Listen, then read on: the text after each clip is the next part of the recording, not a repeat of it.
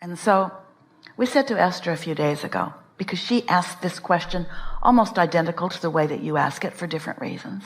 She said, Abraham, so do I have this right? I'm following the path of least resistance, the path of least resistance, the path of least resistance. And Abraham, oh Abraham, she was begging us at first and then shouting at us a little later. Please tell me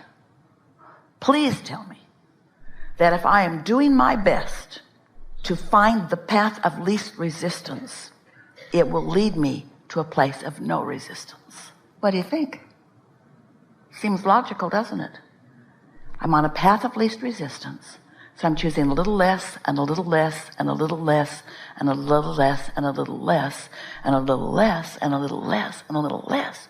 So shouldn't I eventually get to a place of no resistance? It's logical, isn't it? But here's the rub. You don't have that much time. Here's the rub. Every time you think about that resistant thought of which you are trying to find less resistance, your resistance is still active as you're reaching for less resistance. So you can soothe yourself and you can keep yourself from acting like a maniac or a mean person or a fool. You can count to 10 and do a better job in this moment. And we really recommend reaching for the best feeling thought we do, because we recommend that you do anything that can bring a little soothing to you. But really, the way that you find no resistance is by having no resistance while you tune in the direction of no resistance, which means focus there after meditating, focus there when you're feeling your best, because law of attraction is amplifying wherever you are. So think about this. If you're in no resistance and you care about this stuff, so you want to have glimpses of what no resistance means. So you're milking a no resistance state. So when you find yourself in utter appreciation, you are deliberately focusing there in utter appreciation with the intent of maintaining that vibration longer so that the momentum can move in that direction. You sort of getting what we mean? Imagine that you're standing here and there is this upward energy that is resistance free. And then there's this other spiral that's kind of like a tailspin. Esther sat to write with us the other day. She said, Abraham, I really want to talk to you about this. And she typed what she wanted to talk about. And we said to her, we love you so much. You are in a tailspin. Go to bed. Because we knew she did not have enough time to talk herself out of that tailspin. How you doing? Is this settling in a little bit? Everything that we've ever told you is still valid. We're just telling you something bigger than you have known before, because you're asking in a stronger way. And that is, as you stand there with this spiral up and this spiral down, so to speak, with this under the influence of source or under the influence of something that is less uplifting and less non-resistance than source, you have choices. But if you are resistant in nature, the law of attraction will not let you step over here into this updraft, even if you want to. You've got to get out ahead of it, yes? You've got to get ready to be ready. And so, what do you do in a practical sense?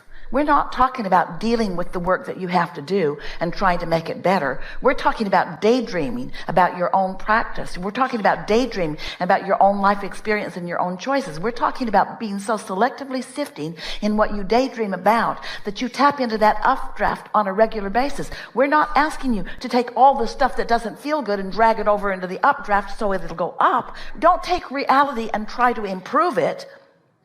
Step into that dream state where there is no resistance. Does that make sense to you? When you step into a place where there is no resistance, you taste the energy, you taste the experience.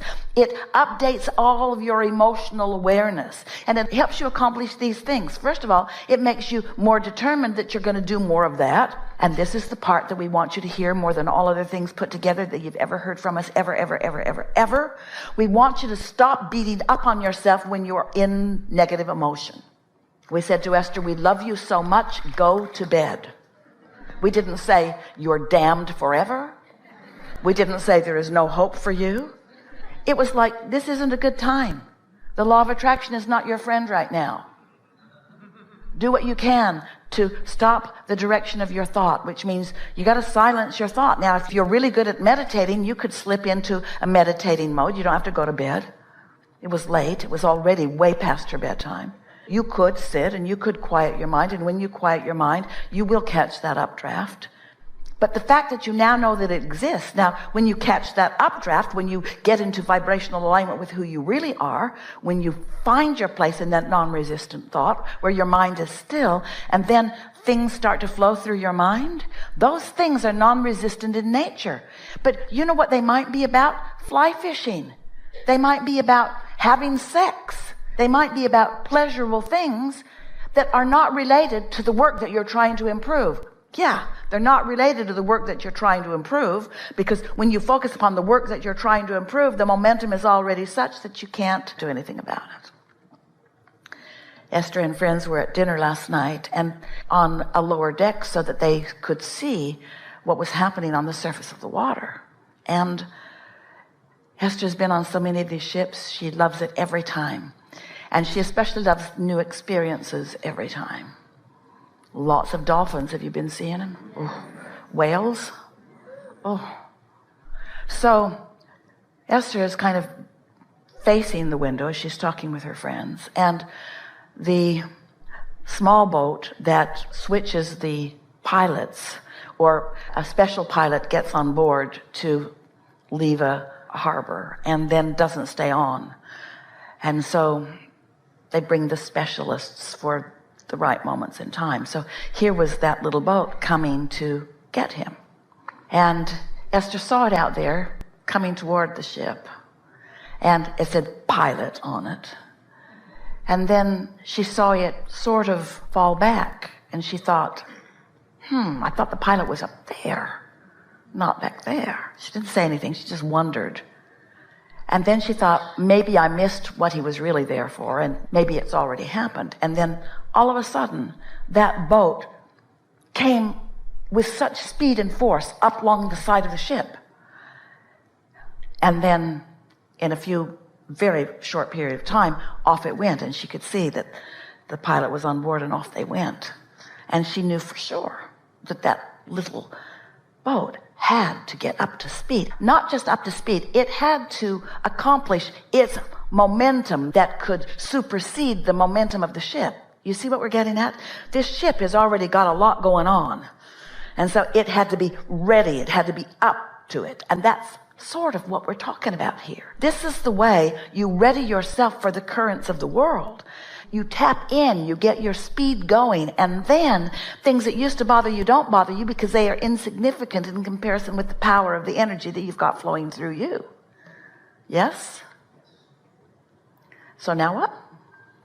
So it feels like I'm this close to having a life better than almost anybody that I know. And it feels like I just give yourself permission, right? Yes, and you do it in these ways. You do it by, when you're in step one, acknowledging step one is a good thing. In fact, it's what I came for. So stop beating up on yourself when you're in step one. And milk it when you're in step three. Just be so happy. You know the steps? Step one is contrast causes you to know what you don't want and know what you do want. Asking is step one. Step two is, when you ask, it is given. Someone should write a book. When you ask, source becomes vibrationally equivalent with what you've asked for. It's done. There's a vibrational realm where what you've asked for, you ask for it and it is done. Now you might call that a dream state because it is not yet manifested. We call it a reality that you're not really that adept at tuning into, but it is an absolute reality. So step two is the vibrational reality is formed. Your request is answered. And step three is you find yourself in a non-resistant moment where you can receive inspiration and impulses and pleasurable thoughts that are about that. And really being effective at step three is what step four is. Step four is being really good at step three. But what step four is what you may accomplish as a result of this conversation. It's understanding where the energies are. It's understanding what non-resistance is. It's understanding that resistance is a normal thing. It's understanding that resistance isn't a bad thing, but that it's not the thing that you want to be doing all the time. Step 4 is being so good at knowing what your negative emotion means and then finding more opportunity to get out ahead of it. But step 4, which is mastery of alignment, it really is not about moving up the emotional scale in the sense that I'm just going to find a better feeling thought and a better feeling thought and a better feeling thought. What step 4 is understanding that there is a realm where no resistance exists, where your inner being is, and that your inner being is focused upon everything that you want and has that momentum really going well. And step 4 is you learning the tools that get you up to speed with that. And what are those tools? Do you know what they are? Meditation is the best tool of all, because when you really are effective at meditation, you quiet your mind. And when you quiet your mind, your vibration rises. And when your vibration rises, you tune into that. Why would anyone not do that on a really regular basis? That's what we call getting out ahead of it. Daydreaming is that. Do you know that everything that you're creating, whether it's your private practice, whether it's an empire, whether it's a cause or a movement, whether it's a relationship or a magnificent building project, it doesn't matter what it is. Everything that you are creating like that is more than 99% completed before you take the first board and the first nail to build the first structure, or before you get your first employee to assist you with the first thing. Most of the work is done in this vibrational realm. And when you know that, when you know how much you've accomplished, so what we're saying is most of it's done already here, and then all you want to do is get up to speed so that you can witness the birth of it. The birth of this part of it, and the birth of this part of it, and the birth of this part of it, and the birth of this part of it.